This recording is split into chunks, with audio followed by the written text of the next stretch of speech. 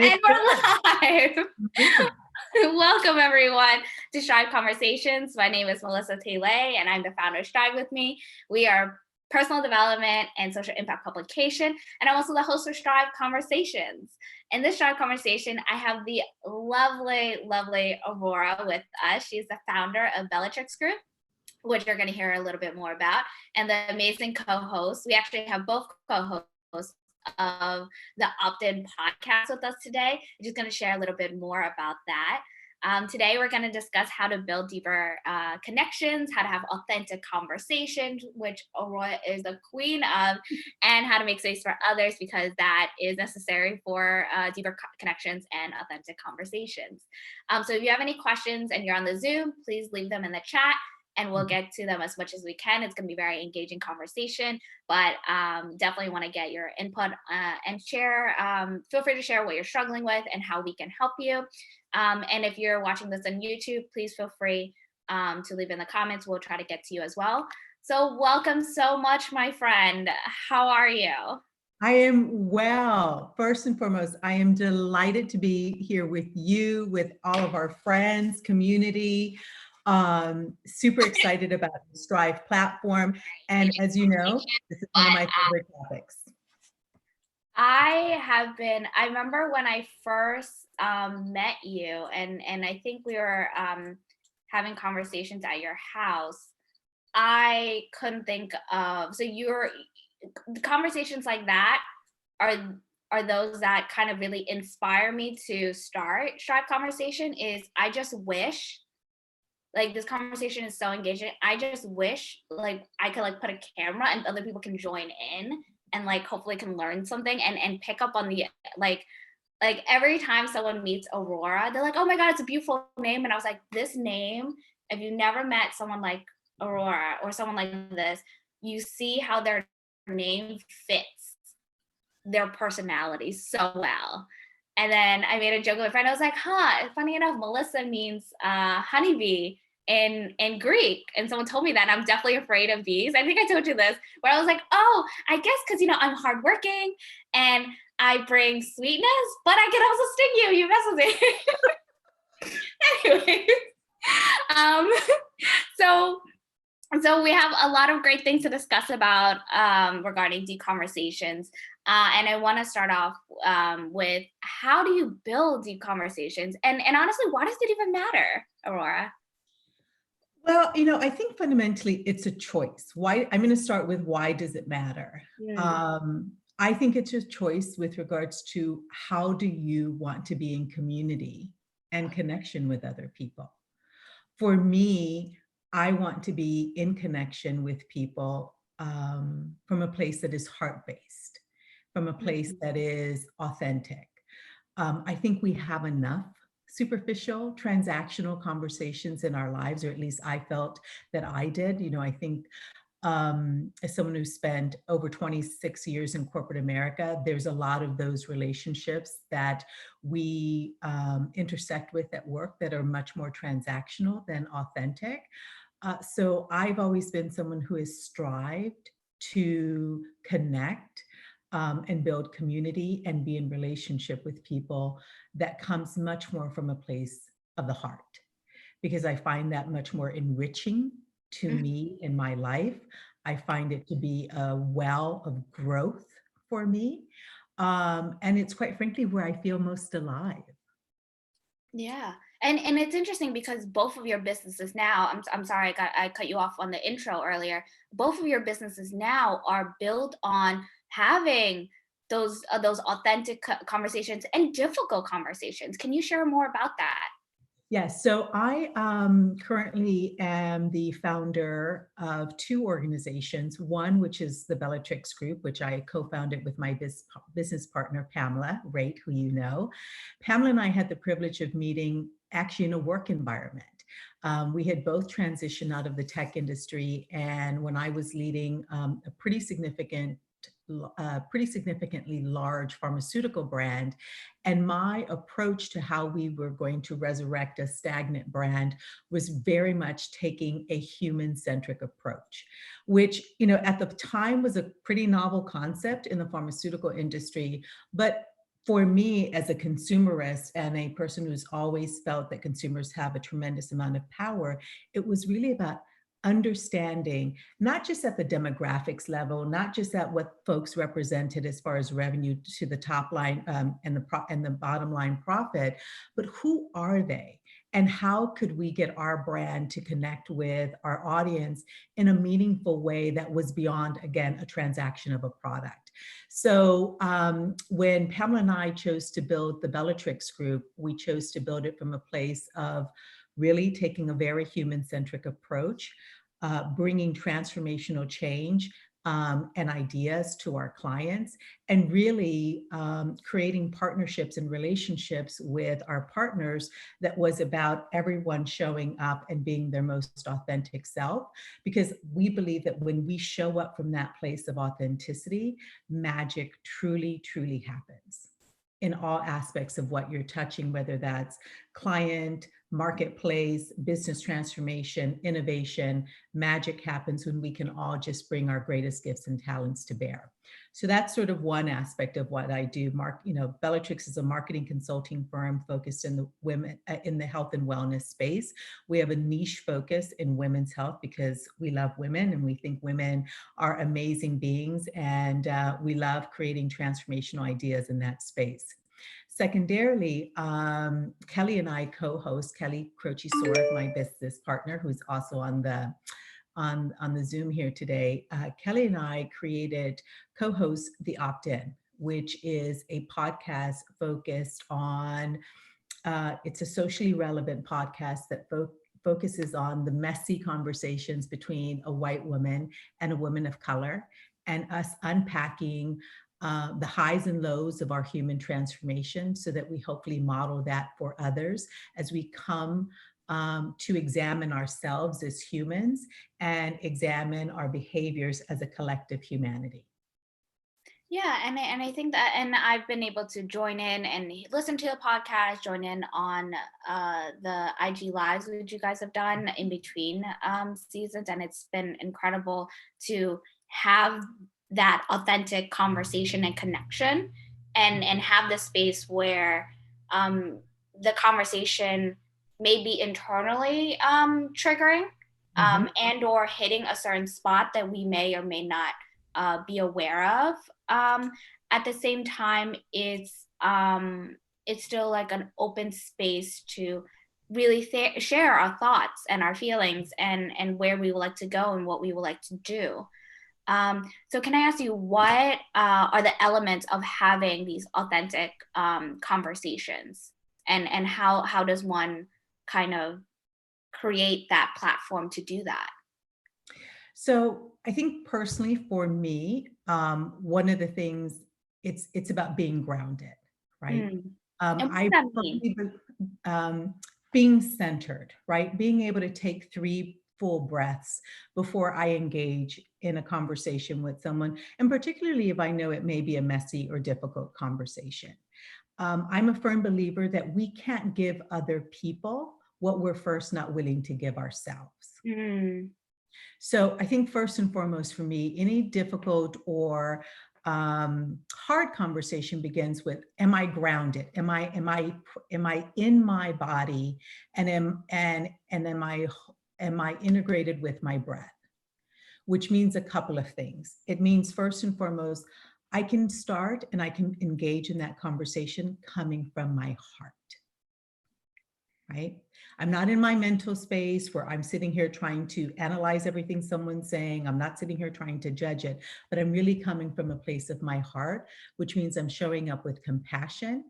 And I'm also showing up with, I think, one of the greatest gifts that we can give ourselves and others, which is presence.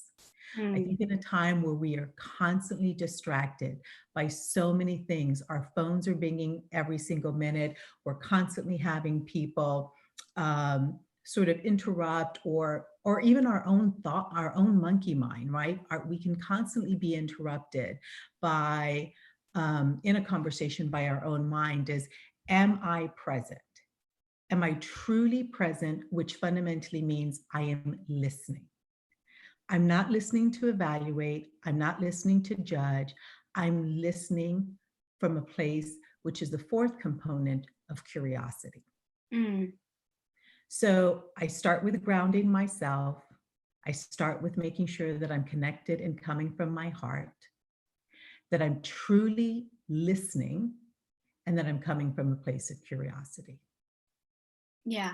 And I think it's interesting because the people that are on the conversation, some of them I've known in real life, some of them I met through our amazing community, and also through your community. It's interesting. You said that we cannot give others what we cannot give ourselves. And that for me was the hardest thing because like Here, as someone that's in personal development that wants to help other people, I just want to like give. And then I realized, wait a minute, there is also that element of like, I do recognize that I do judge other people on certain things. Like once they meet that threshold, then like, yes, like, they can have anything they want. But at the same time, like, what is that judgment component? And it took a lot of self-reflection to be like, oh, I'm judging them on the metrics that I can't meet because I don't give myself that space and that work, right? Mhm, And so mhm. you brought that up. That was very reminiscent of that experience. Yeah, I think is a very difficult one for so many of us, and it absolutely took me decades to figure that out. Mm, And I don't profess to be an expert, but there was a moment in time where I realized that I was operating on fumes, right? That I'm a natural caregiver. I am a natural and a physical caregiver. I'm, mhm. caregive to both of my parents for over 2 decades. I'm a mom. I've predominantly shepherded medium to large teams in my professional career. And that means that there's a lot of energy that we're constantly giving out into the world and to others and sharing that space. And quite frankly, I wasn't always, actually, I sucked at it. I was really bad at it. And that's okay. That like I sucked admitting at that you it. I weren't great didn't, helps. I didn't create quiet time. I didn't create physical movement time because there was a period in my time in my life where I thought those things were selfish. And Mm, part of that yes, was a yes, cultural paradigm and a cultural belief that I grew up in. And then secondarily, I think that was compounded by a gender paradigm and belief. And so those are all beliefs that that I have spent a lot of time unpacking.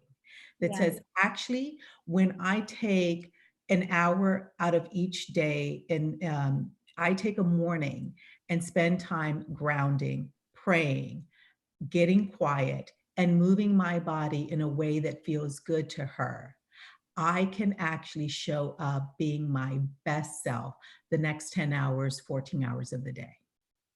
interesting. And so I think you've covered this a little, but I wanna kind of dive deeper in that, Mhm. right? I think that's how we really build those deep connection is like, okay, like it's very easy to do, like everyone's familiar with the small talk, which I just don't do anymore. Like I'm completely like, oh, I don't care about the weather. Like let's talk about real Mhm. shit. Mhm. Um, and you just keep going. I just want to dive deeper to that point. Why do you think it is easier for some people to build authentic conversations and connections? Because like and I meant like there are people that come up to me and say like, hey, you're great at this. And I was like, really? Oh, thank you. And I kind of like had to take a step back and be like, why do people think that? Because I've received feedback for many years. I was like, you're not empathetic, you don't get me, you don't see me. And these could be individual and their roles in my life. But that being said, there are some people that just seem naturally great at it. Mhm. What do you think contribute to that? So I think it's fabulous if you're born being great at it. I don't know that I would call myself someone that was born great at it. I've arrived at a place where there's been a tremendous amount of work. There's been a tremendous amount of therapy, Mm-hmm. and there's been a tremendous amount of Therapy. unpacking of Yeah. myself, right? Again, I continue to go back to, we struggle, and I know I have struggled to give others what I fundamentally am unable to give myself.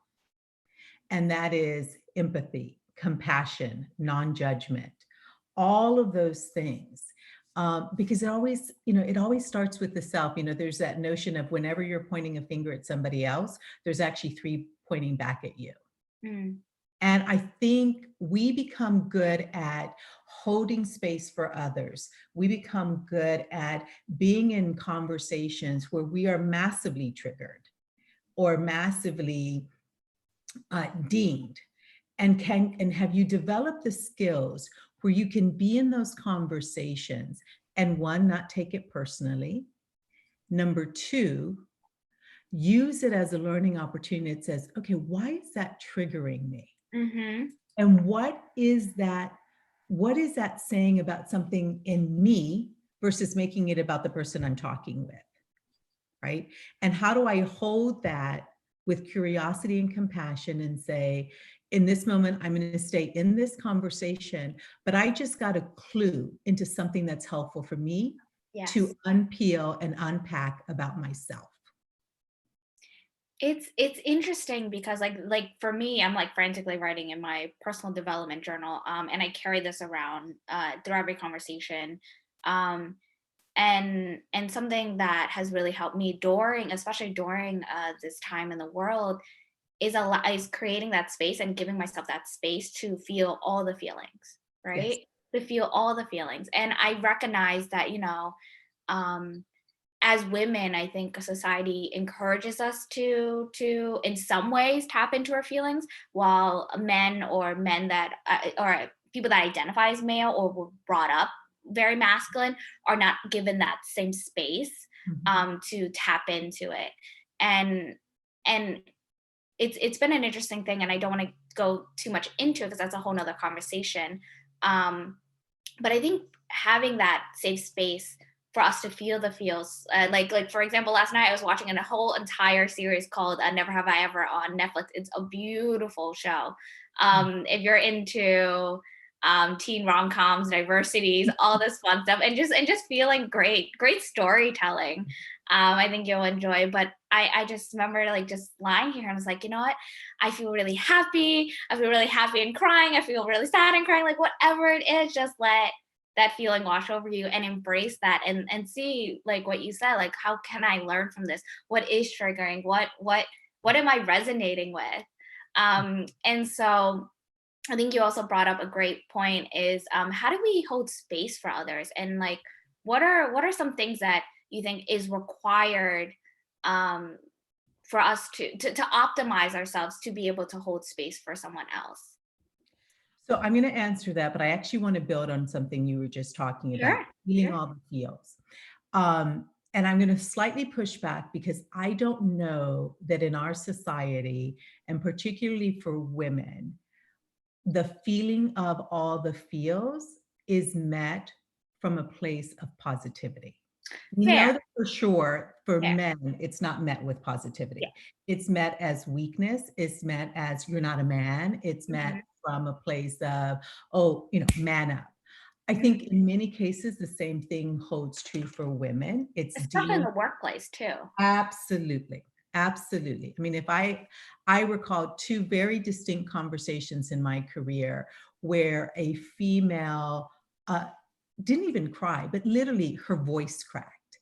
And where, I was in the tech industry and I get it, very bro culture. I recall being pulled to the side by my male leadership at that moment and said, never, ever, ever do that in a professional environment. And it stuck with me. And, you know, and yeah, to be very honest, and it's embarrassing for me to admit, for many years, I did exactly that. It's like you put up the shield, you robot yourself, and It's a you survival thing. It's a absolutely, social survival absolutely, response. absolutely. And so I think that there's something so incredibly powerful regarding vulnerability Yes. and the expression of emotion. Mhm. We have got to get over this idea and the belief that that expressing emotion, whether that emotion is joy, whether that emotion is sadness, Mhm. whether that emotion is heartbreak, that something about that makes us weak. As someone who I believe has I have a very high EQ. As a child, I was always said, "Oh, you're so emotional, Aurora." And I remember growing up thinking that was a bad thing. And I'm like, you know what? My emotions, God damn it, that's my superpower. It is Yes. one of my most incredible Yeah. superpowers that I actually can express my emotions. Mhm. And what I've come to realize is my ability to express my emotion Mhm. gives permission for others to do the same. And I've gotten similar feedback is that as I will connect to someone, they're like, Mhm. you're really good at articulating these things. And Mhm. I said, like I've always had a fear of writing, and so having a publication is kind of like my way to be like, you know what, I'm gonna get over this fear, and being able to express and try to express it and really try to put words into the struggles that we have, um, trying to work on ourselves and developing ourselves to a point where we can like help other people and change the world. Mhm. Um, and I don't think I would be able to do that. See, it's interesting, and this is like the idea behind success, right? Mhm. Everyone wants to be like, how can I build like great conversations? How can I build like these deep connections? How can I articulate myself like you do? It's like, oh, easy. Allow yourself to feel. Allow yourself to be uncomfortable. Allow yourself that vulnerability. Allow yourself to put yourselves out there like you saw earlier. I was before we joined the chat, I was making a joke and singing like, and people were like, oh, this is so fun, like, oh, or I've had feedback like, oh, I love how you are at events, you're so yourself, you give me permission to be myself, how do you do that? And I was like, I embarrass myself all the time, and I allow myself to be okay with that embarrassment. And people somehow respond positively to it.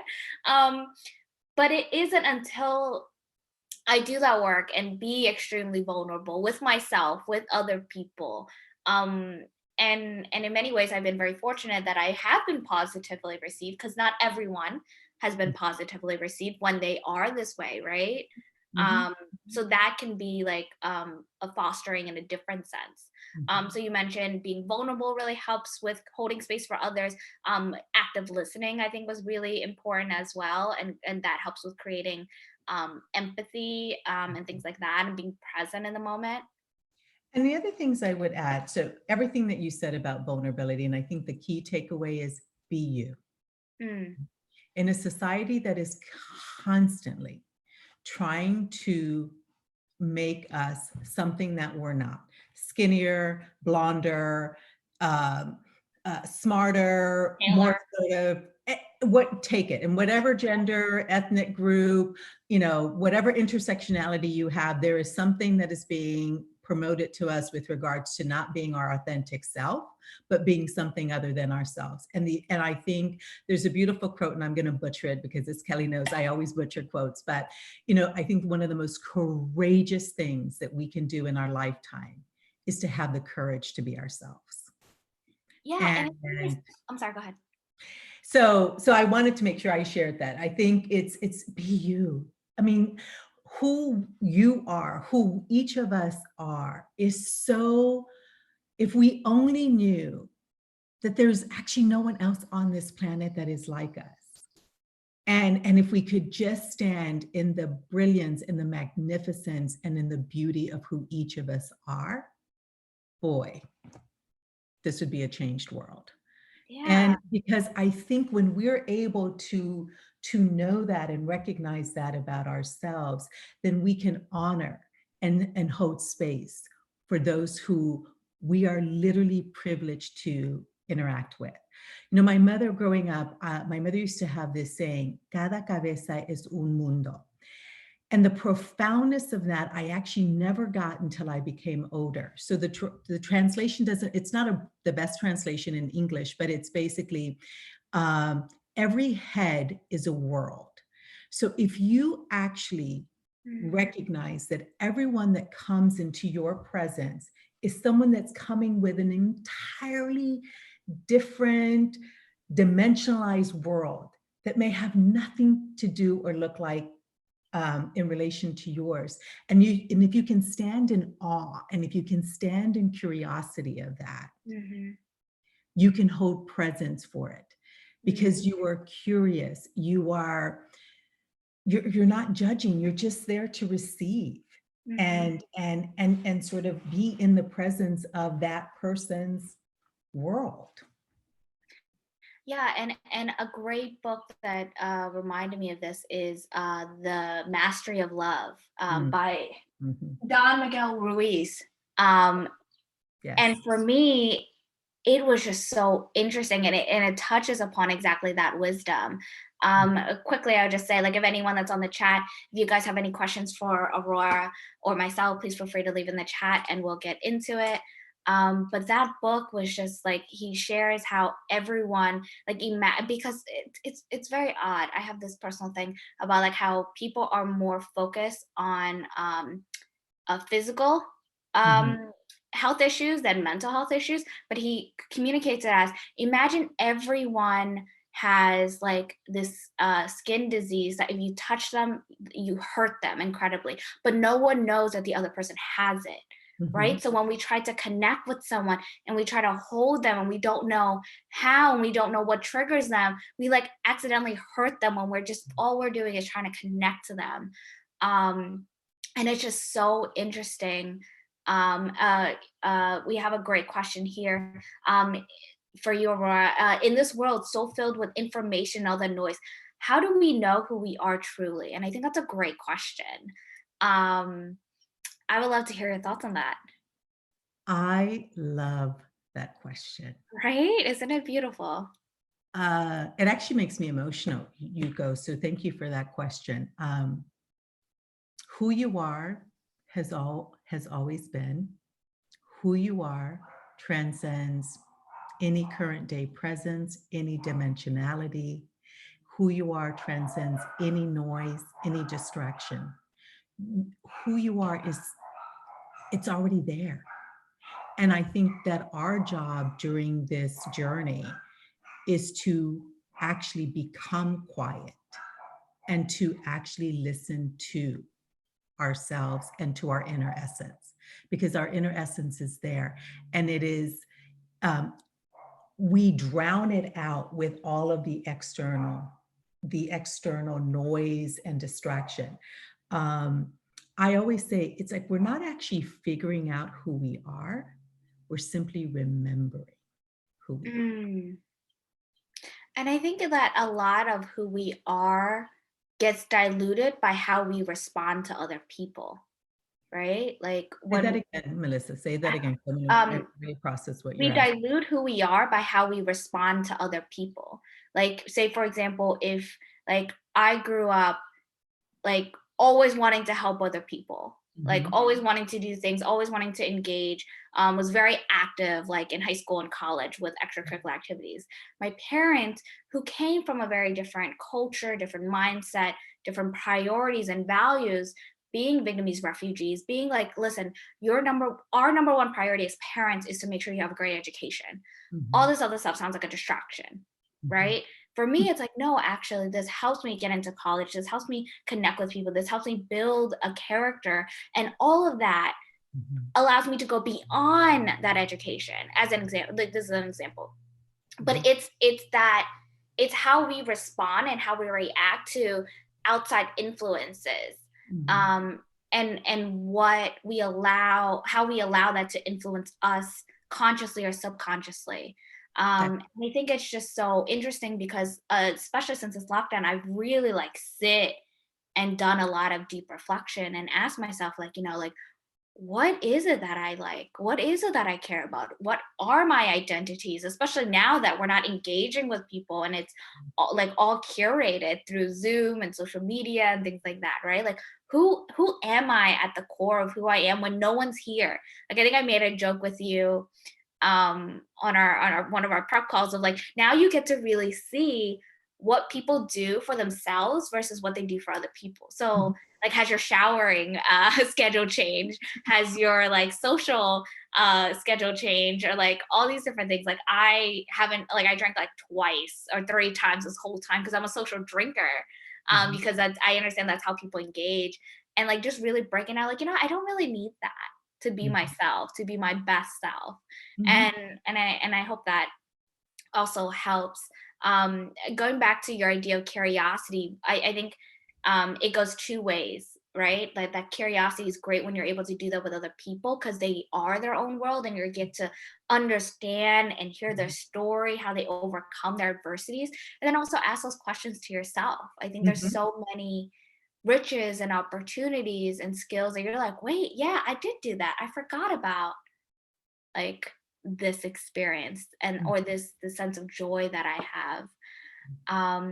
And so one thing I want to like dive in with you is what are some of the exercises and action items you think people can do if they want to like really practice having these hard conversations?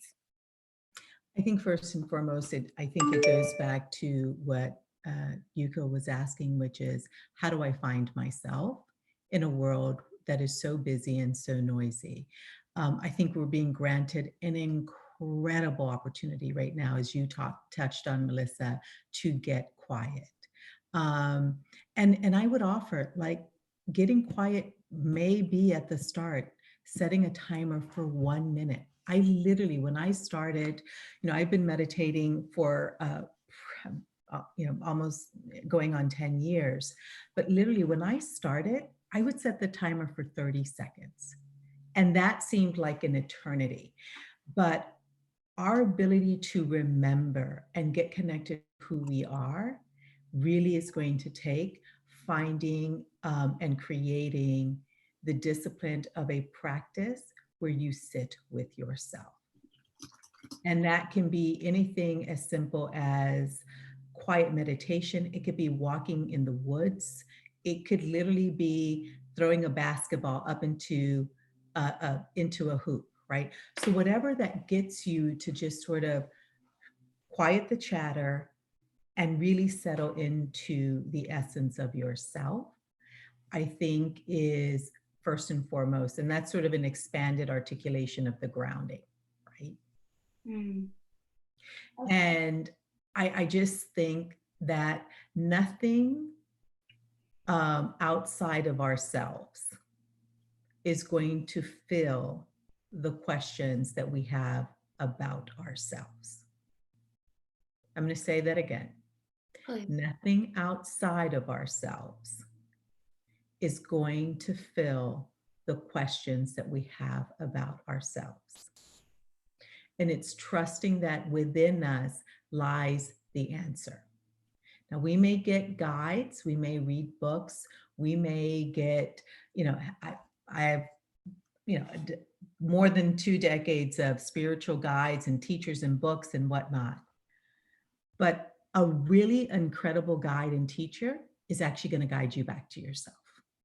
Because it's never about the guide. It's about how the guide actually helps point you back to yourself. That's really interesting. We have a question from the group. Alex asks, do you have any thoughts on the balance between being who you are and the fact that we have the ability to choose who we become, at least to an extent? Also the fact that society does play a role in who we become. Yes. So let me share a little bit about my background. Because 9 times out of 10, people don't imagine what my background is because we all assume, here's a person. So my background is, I grew up I come from extremely humble beginnings. I didn't learn English until I was in school. My mother is an immigrant Mexican housekeeper. My father was an African-American cook. I grew up cleaning houses in the wealthy suburbs of San Antonio, Texas. And if you look at my elementary and middle school class yearbooks, the probability that I would have the life I have today was probably less than 3%.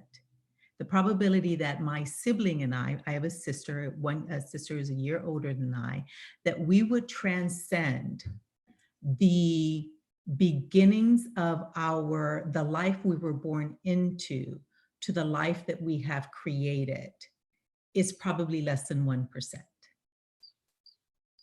So I have spent my life transcending what everyone thought I was supposed to be so that I could stand in the beauty of who I truly am.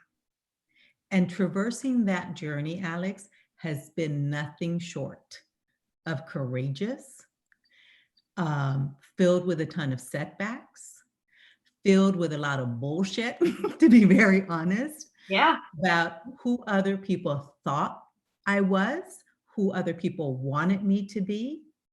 And when I shared earlier the quote, which I'm going to have to find who said this quote, that the most courageous thing that I could end up doing in my life was being exactly who I am, with all the beautiful parts of what that is and all the messy, not so great parts of what that is, and being able to hold both of those with truth, with honesty, and most importantly, with love. I think it's important for us to just let that sink in, because knowing you, I understand the depths of that. That being said, I think that we all can apply that within ourselves. We can. And I think, Alex, it is one of the biggest challenges, right? Because there's so much outside of ourselves that is telling us who we should be. We should be strong. We should be successful. We should be all these things. And the reality is like, so what makes you happy? I had to figure that out, right? Mm-hmm. You know, I became an entrepreneur after 28 years in corporate America because I stopped chasing what other people had defined was supposed to be my success. I stopped chasing the validation of who I was by a title, by an income bracket. And I get, Alex, that I was able, you know, I want to be honest about something, because I was asked this question once at a keynote at NYU, which is, you know, particularly people who look like me, right? Come from humble beginnings. I'm multiracial, multi-ethnic. I don't have the access, blah, blah, blah, blah. Was I given the option to be myself, my truest self at the start of my career? Absolutely not. Absolutely not. And the question I was asked was, do you conform or do you eat? Because it becomes that basic. Yeah, it's survival. And my honest feedback to the team and to anyone who asked me is like, you choose to eat. But you never forget, and don't let the choice that you choose to eat, which means that at times we have to contort ourselves. You know, this is the first time in my entire career and life that I mean, it's simple things, that I actually walk around with my natural curly hair. I pressed and straightened my hair for over 27 years because that's what I was supposed to do in the corporate environments that I existed in. That was what was deemed most professional. That is what was deemed more leadership-like.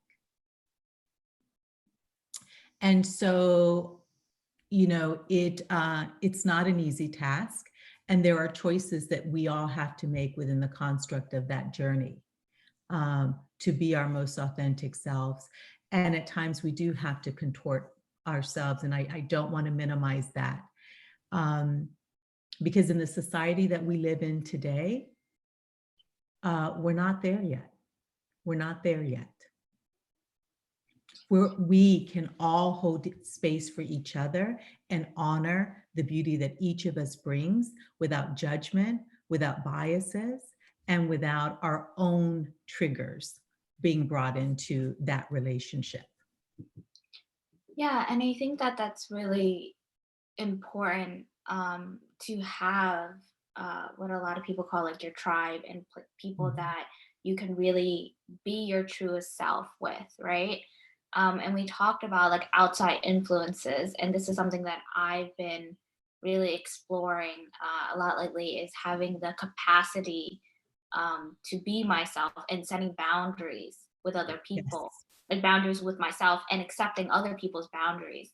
Um, so I'm curious to see your thoughts on that, like, cause you just mentioned a story, like years where you had to like you could like in order to survive, in order to do what you needed to do, you Mhm. had to conform and you had to be what other people expected you to be. How do you start regaining that control? For me, I have to honestly tell you, it was therapy. For Yeah. me, it was very much therapy because there becomes a point in time where you do, for me, I lost myself, right? I lost myself in the noise and in the articulation of what I was supposed to be. And, it's a journey. And for me, I needed help to be able to establish the ability to set the boundaries, as you said, Melissa. The boundaries between what is the feedback that I'm actually going to receive, because Mm, it's actually about me and it's actually going to be positively supporting my learning and my growth. What feedback am I receiving that actually has nothing to do with me? There's Thor, I forget her first name. See, this is why I always butcher quotes. There's a wonderful thought leader out in California. She always says, feedback tells you more about the person who's giving it to you than it actually tells you about yourself. And so I think that that's also about it, setting effective boundaries, right? What am I, what is here? Do I have to receive everything, that everyone is telling me about who I'm supposed to be, what am I supposed, who I'm supposed to, how am I supposed to behave, how am I supposed to act, how am I supposed to dress, in whichever role that I'm playing, and what part of that do I actually want to take in? mhm. And what part of that do I take in for a period of time and then also release? Because Yeah. it no longer serves me. Yeah, and I think that's how you like for me, I've done that where I like, so I've received very similar feedback growing up, right? And similar to what you said, there were feedback of who I should be, right? And it wasn't until I learned to like really filter out what feedback was right for me. Like growing up, I was like, oh, I'm too loud. I ask too many questions. Um, I'm like all over the place. I like was like the teacher's pet, all this stuff. Now as an adult, it's like, oh, you ask really great questions. Mhm, Oh, you meet some of the most successful people. How mhm, do you connect with this person? How mhm. did you build relationships with these people? I've been trying to connect them. It's like, oh, there are all the things that so many people told me I shouldn't be. And then Right. also like feedback, I think is interesting is it's who's it coming from, their intention, as you mentioned, Mhm. right? And for me, like to break it down, I think about like how many times do I hear this and who do I hear it from? Like if someone says like, hey Melissa, I think you're not being present, as an Mm, example. I'm like, okay, like let me see who else says that.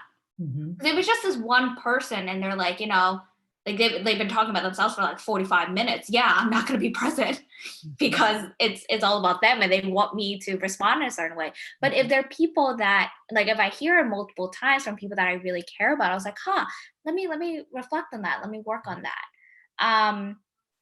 And I think that that is a reflection of itself of setting those boundaries Absolutely, before they absolutely. they like seep into your brain, but also in terms of healing and reflection, because I've also Yeah. had people give feedback where it like hurt, because it contradicted the identity that I hold so dear and that I'm so proud of myself to be able to connect with someone. And they're like, oh, you're not empathetic enough. Here are the people that said that. And like for a while, I was like, maybe I'm not empathetic. Oh, maybe I am like a really bad communicator. Like maybe I don't make space for other people. And then I start building resentment towards them and other people that like almost like responded in a similar way, instead of like being like, wait a minute, let me take this as a learning experience and do it from a place of love rather than a fear and anxiety of not being liked, right? Because that was what triggered it. And it was just so interesting to hear you say that. And so I just want to Here's something else, Melissa, on the boundaries. So I think it's two things, right? I think on the boundaries is establishing the boundaries of what you receive or what you get. Yes. Right? And then I believe it's also establishing clear boundaries about what you give. And what do I mean by that? And I don't mean it's about not giving your heart. I don't mean that it's not about being present. But I've learned that for me to make sure that my cup is full, I don't have to give and be engaged in a lot of interactions that really are not helpful for my soul, that don't feel good. Like whether it's conversations that are petty, whether they're conversations that are gossipy, whether they're conversations that are trite, superficial, like it's about us having a much greater agency around where am I giving, and I'm going to use the word, where am I giving my energy to? Where am I choosing to place my energy and where am I not? And again, I'm sharing that from a place, it's not about judgment. It's not about, but it's about agency and discernment. Where am I willing and wanting to wholeheartedly give my energy to, and where am I not? Yes. And I think that could easily be applied now because everyone's on like so many calls, so many engagement, different things like that. Like a simple practice I've done is going back to being present. If I'm not fully present, and I apologize because I'm like managing a few things like admin for these conversations. So sometimes I'm like looking everywhere. But like if I'm on someone else's call or I'm on a workshop or whatever, if I'm like texting or I'm sending emails and I see myself like, oh, I'm not fully here. Why am I continuing to give my time? Clearly my priorities are elsewhere. So I will like thank the host and be like, sorry, I really have to go. And same thing with like social interactions. Like if I reach a certain like if my energy level is dry, and I'm an extrovert, so that's hard. Like if people are engaging with me, like I still see value, I still see like that I'm still receiving energy, like I will stick it to the end.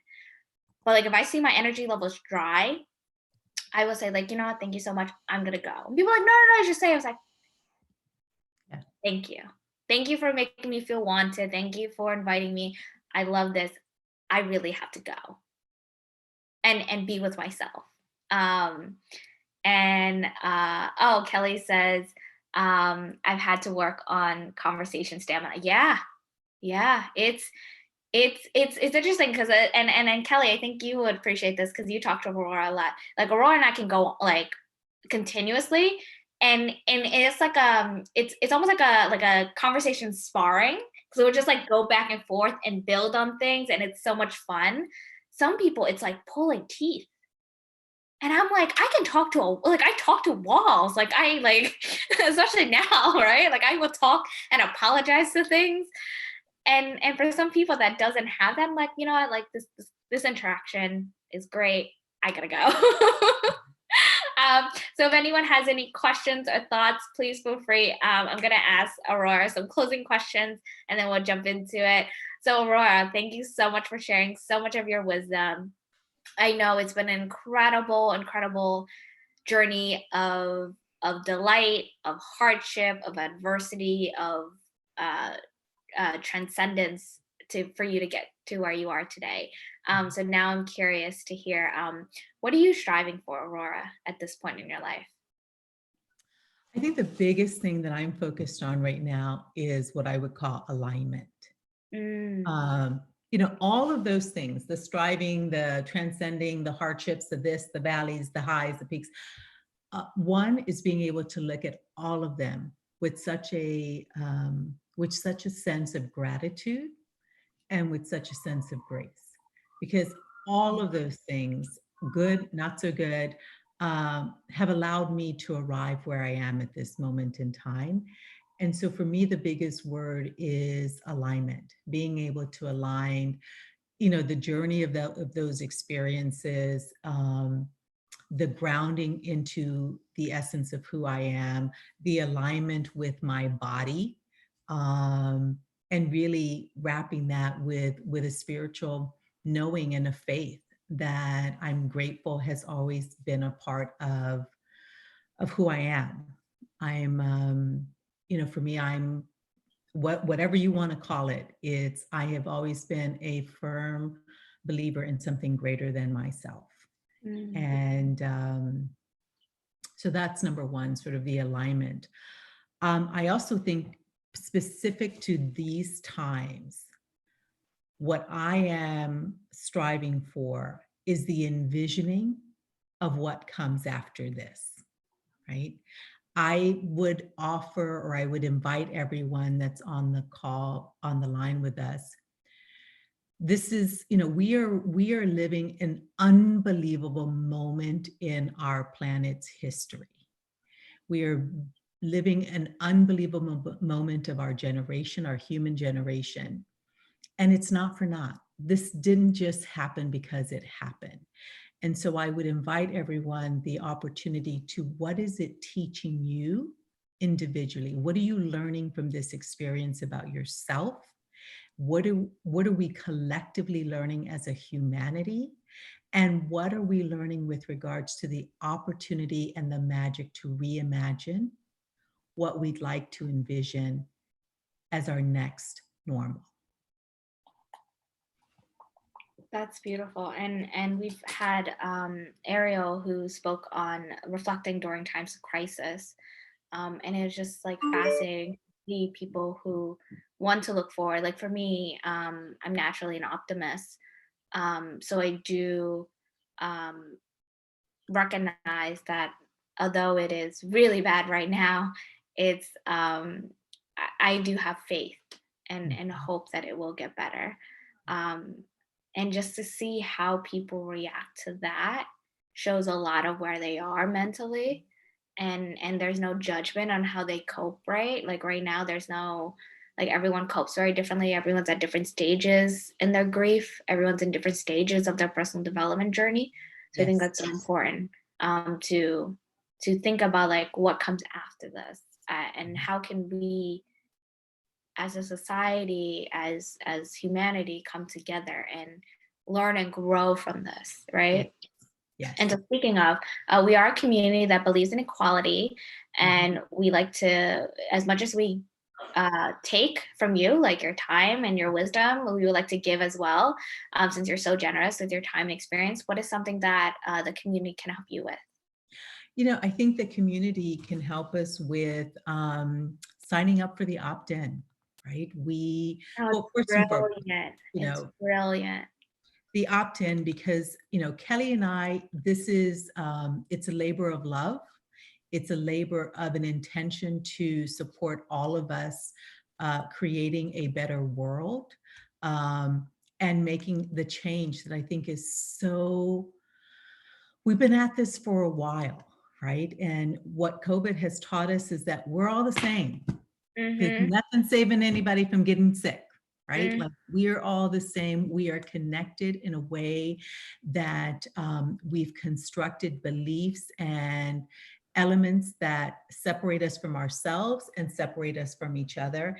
And a huge part of our intention with the opt-in is to model the conversation between a white woman and a woman of color the messiness of that transformation within ourselves as human beings and the transformation of our relationship so that we can all do better. We can opt in to do better for ourselves, for each other, and for this planet. Amazing. Amazing. Thank you so much. So I'm actually gonna end the live stream. And so if anyone wants to join in and talk to me and Aurora, like we have a few more minutes. For the live stream, thank you everyone for watching.